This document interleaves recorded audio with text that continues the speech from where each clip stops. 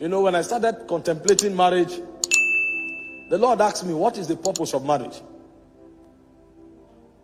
And the thoughts of the things that were taught began to run through my mind.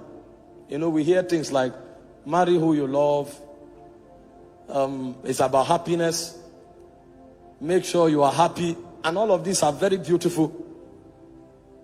But the Lord said to me, he said, does marriage sit on these things? Because you can be happy with somebody that is not going in the direction of your destiny, if you have not found your destiny. Because the things that make men happy are strange. The things that make men happy, they are strange. And God began to give me some secret things that I've never heard preached anywhere. You know, he told me the first purpose of marriage is to give you the privilege to be conformed to the image of God.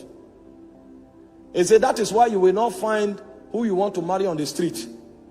You will walk on that person. You will cultivate that person. And while you are cultivating that person, yourself will be cultivated in the process. So you may be looking for a woman that is patient. Meanwhile, her impatience is what will help you to learn temperance and endurance. So when God points at your wife may not have patience. So if you are looking for marriage to be happy, and you think happiness is about patience, you will miss your wife. Because the idea is that you'll be conformed to the image of Christ. Meanwhile, the endurance that you don't have is a patience that will teach you that endurance. So God will deliberately allow you to marry her, and it may take you 6 years to cultivate endurance. And you will learn it by teaching her. That's a school of the spirit. So he said a higher purpose of marriage is for you to be conformed to the image of God. So that happiness will be captured in fulfillment, not in excitement. It is when you have cultivated her and the glory in her spirit begins to emanate. That's when you'll be fulfilled. It's in that fulfillment that you'll be happy. And I never saw it anywhere. So I began to, you know, I used to love tall and fair damsels. And my goal of happiness was to find a woman without blemish. When I went to pray, I gazed into the spirit and I contemplated a tall and elegant damsel, flawless in expression. He said, what I'm looking for is for you to be conformed to the image of God. So it changed my paradigm. So when the purpose of a thing is not known, the abuse is inevitable. He told me the second purpose of marriage is to preserve divine heritage.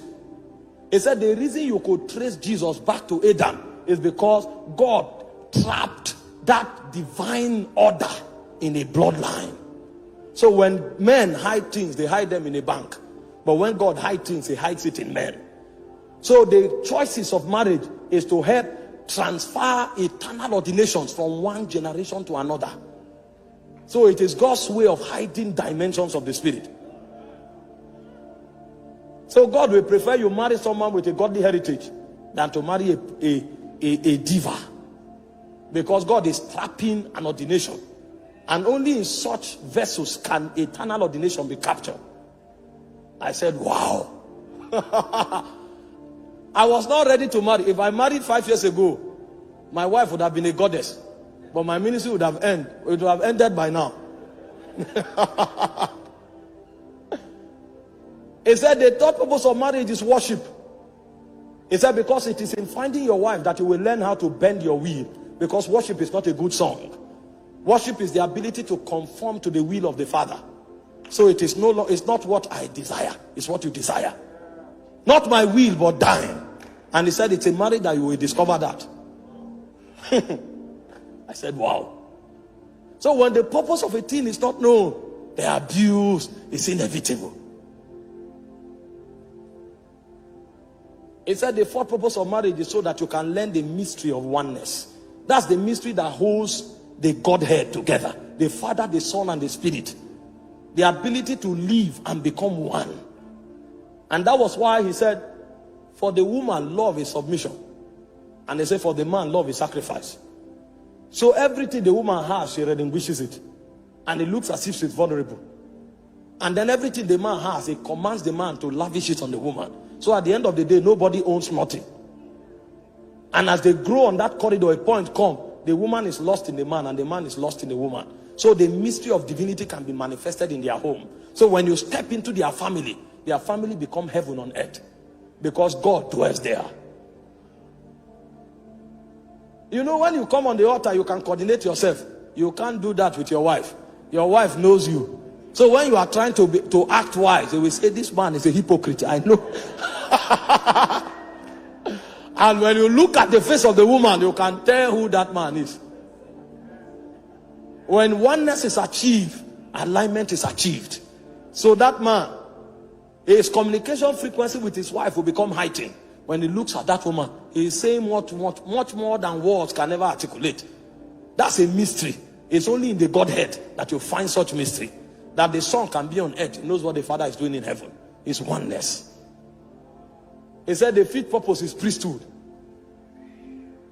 He said, when the purpose of a thing is not known, abuse is inevitable. So when our gathering tonight is to help us understand why we were called.